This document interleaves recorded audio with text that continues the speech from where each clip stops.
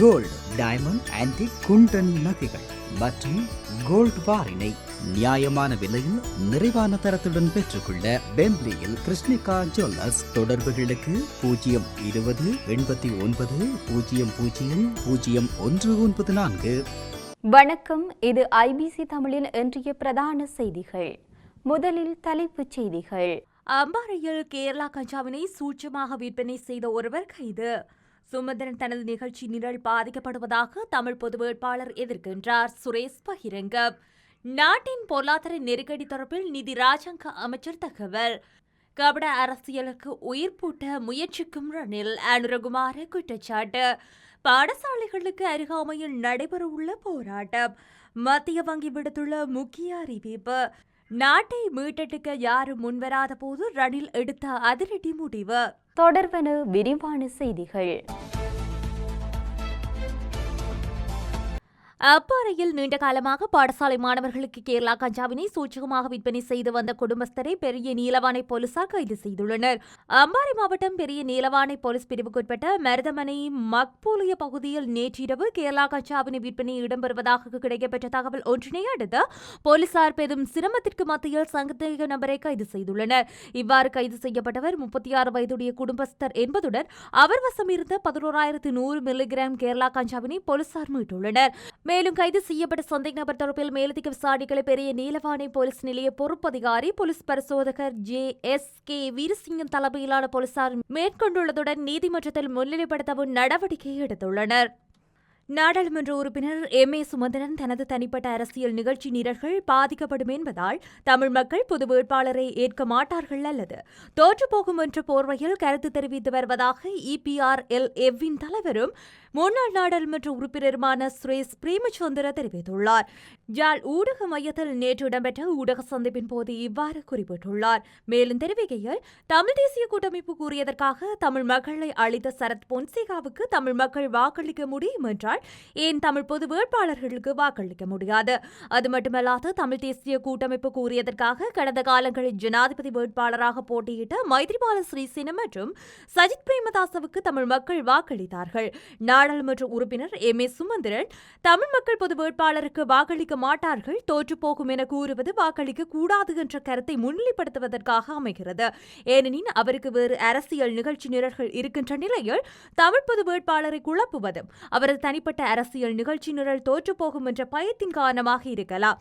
சுமந்திரனை பொறுத்தவரையில் சஜித் பிரேமதாசவுக்கு அல்லது அனுரகுமாரவுக்கோ வாக்களித்து கொடுத்து இருக்கலாம், அல்லது யாரோ ஒரு சிங்கள வேட்பாளரை வெல்ல வைக்க வேண்டும் என்பதனால் அவரது அரசியல் நிகழ்ச்சி நிரலாக இருக்கலாம். இந்த நிலையில் தமிழ் மக்களுக்கு கடந்த காலங்களில் சிங்கள வேட்பாளர்களை வெல்ல வைப்பதற்காக வாக்களித்தார்கள். அவர்கள் வென்ற பின் தமிழ் மக்களை ஏமாற்றிய சம்பவங்களுடன் இடம்பெற்றதாக மறுக்க முடியாது. இதன் காரணமாக தமிழ் மக்கள் தமது கோரிக்கைகளில் நிற்கின்றார்கள் என்பதை தென் இலங்கைக்கு காட்டுவதற்காக தமிழ் பொது வேட்பாளர் ஒருவரை நிறுத்துவதற்கு பல்வேறு தரப்பினர்களும் தமது ஆதரவை வழங்கியுள்ளனர். அதற்காக சந்திப்புகள் தொடர்ச்சியாக இடம்பெற்று வருகின்ற நிலையில் பொது வேட்பாளர் ஒருவரின் பெயரை விரைவில் முன்வைப்பார்கள் என்று நினைக்கின்றேன். ஆகவே தமிழ் பொது வேட்பாளர் தோற்றுவிடுவார்கள் என்ற அச்சம் சுமந்திரனுக்கு உணர்வு ரீதியாக எழுந்த விடயம் அல்ல.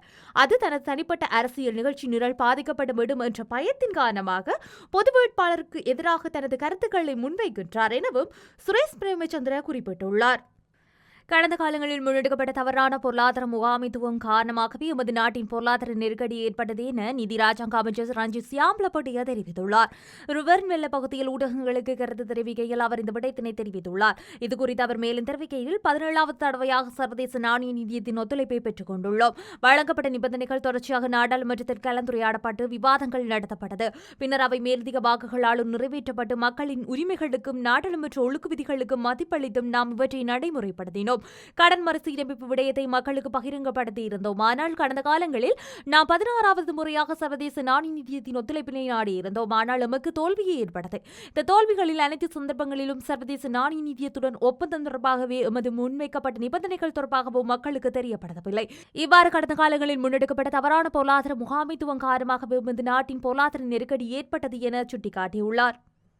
தற்போதைய ஜனாதிபதி ரணில் விக்ரமசிங்க மீண்டும் ஜனாதிபதியாக வேண்டும் என நினைப்பவர்கள் மனிதர்களாக இருக்க முடியாது என தேசிய மக்கள் சக்தியின் தலைவர் அனுரகுமார் திசாநாயக்கா தெரிவித்துள்ளார். மொட்டு கட்சியில் சிலருடன் இணைந்து ரணில் வளமையான கபட அரசியலுக்கு உயிர்ப்பூட்ட முயற்சிப்பதாக குறிப்பிட்டுள்ளார்.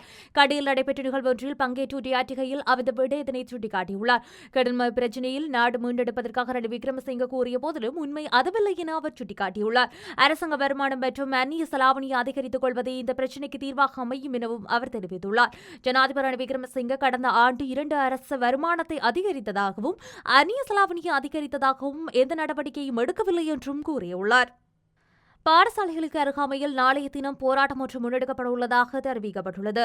அண்மையில் ஆசிரியர்கள் மற்றும் அதிபர்களினால் கொழும்பில் முன்னெடுக்கப்பட்ட எதிர்ப்பு போராட்டம் மீது கண்ணீர் புகை பிரயோகம் மற்றும் நீர்த்தாரைய பிரயோகம் மேற்கொள்ளப்பட்டது. இந்த நடவடிக்கையை எதிர்த்து நாளைய தினம் கருப்பு கொடி போராட்டம் ஒன்று முன்னெடுக்கப்பட உள்ளது. நாடு தழுவிய ரீதியில் நாளைய தினம் பாடசாலைகளுக்கு எதிரில் இந்த கருப்பு கொடி போராட்டம் முன்னெடுக்கப்பட உள்ளது. பாடசாலைகளுக்கு எதிரில் கருப்பு கொடிகள் மற்றும் கருப்பு பதாதைகள் காட்சிப்படுத்தப்பட உள்ளன. மேலும் போலீசாரின் தாக்குதலுக்கு எதிர்த்து எதிர்வரும் 2ஆம் தேதி பகல் 2 மணிக்கு பாடசாலைக்கு எதிரில் ஆசிரியர்கள் அதிபர்கள் இணைந்து எதிர்ப்பு போராட்டம் ஒன்றை முன்னெடுக்கப்பட உள்ளதாக இதில் பெற்றோர்கள் இணைந்து கொள்வார்கள் எனவும் இலங்கை ஆசிரியர் சங்கத்தின் பொதுச் செயலாளர் ஜோசப் ஸ்டாலின் தெரிவித்துள்ளார். மேலும் தாக்குதலுக்கு முன்கொள்ளப்பட்டமை தொடர்பிலும் எதிர்வரும் 4ஆம் தேதி அனைத்து தொழிற்சங்கங்களையும் கொழும்பிற்கு அழைத்து பேச்சுவார்த்தை நடத்தப்பட உள்ளதாகவும் தெரிவித்துள்ளார். திரைசேரி உண்டியல்கள் ஏலத்தில் விடுவது தொடர்பில் இலங்கை மத்திய வங்கி விசேட அறிவித்தல் ஒன்றை விடுத்துள்ளது. இதன்படி எதிர்வரும் ஜூலை 3ஆம் தேதி திரைசேரி உண்டியல்களை ஏலத்தில் விடப்பட உள்ளன. 91 நாட்கள் முதிர்வு காலத்தை கொண்ட 50 மில்லியன் ரூபாய் பெறுமதியான திரைசேரி உண்டியல்கள் இதன் மூலம் ஏலத்தில் விடப்பட உள்ளன. 182 நாட்கள் முதிர்வு காலத்தை கொண்டது 90 மில்லியன் ரூபாய் பெறுமதியான திரைசேரி உண்டியல்கள் மற்றும் 364 நாட்கள் முதிர்வு காலத்தை கொண்ட 50 மில்லியன் ரூபாய் பெறுமதியான திரைசேரி உண்டியல்களும் ஏல விற்பனையின் ஊடாக வழங்கப்பட உள்ளதாக இலங்கை மத்திய வங்கி அறிவித்துள்ளது. இதேவேளை கடந்த 6 மாதங்களில் டாலருக்கு நிகரான ரூபாயின் பெறுமதி 7.3% அதிகரித்துள்ளதாக இலங்கை மத்திய வங்கி தெரிவித்துள்ளது. எனினும் மே மாதத்தில் மாத்திரம் ரூபாய் மதிப்பு சரிந்துள்ளதாக மத்திய வங்கி வெளியிட்டுள்ள அறிக்கையில் தெரிவிக்கப்பட்டுள்ளது. நாடு அதல பாதாளத்தில் போயிருந்த நிலையில் எவரும் நாட்டை மீட்டெடுக்க முன்வராத போது நான் அந்த சவாலை ஏற்றுக்கொண்டு வக்ரோத் நிலையிலிருந்து மீட்டெடுத்துள்ளதாக அதிபர் ரணில் விக்ரமசிங்க சொல்லியிருந்ததாக கொழும்பு பல்கலைக்கழகத்தின் பொறியியல் துறை சிரேஷ்ட விரிவுரையாளர் பேராசிரியர் கணேசமூர்த்தி தெரிவித்துள்ளார்.